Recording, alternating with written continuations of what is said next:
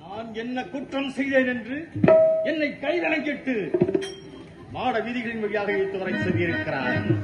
இதற்கு சரியான காரணத்தை நீ தெரிவிக்கவில்லை என்றால் உம்மை சக்கை சக்கையாக பிளந்து விடுவேன்.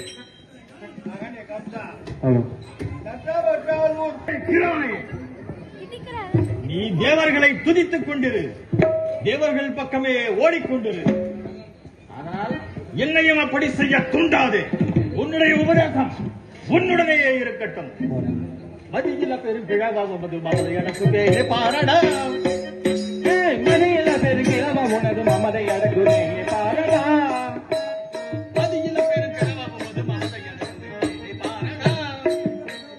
மதியில பெரும் கிழவா உனது மமதை அடக்குதே பாரடா. அதிதுரித மயிலதை போட்டி அழைத்து வர சிங்காய ஓட்டி. அதிதுரித மயிலதை சோடி அழைத்து வர சிங்காய ஓட்டி.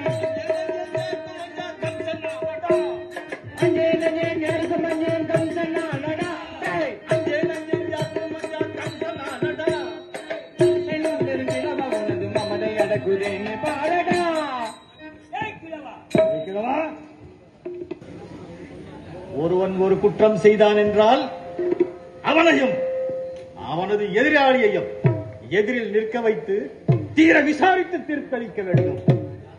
ஆனால் நீயோ அந்த தேவ பயல்கள் கூறியதை மட்டும் வைத்துக் கொண்டு, அவர்களுடைய வாக்குமூலத்தை மட்டும் வைத்துக் கொண்டு என்னை தண்டித்திருக்கிறாய்.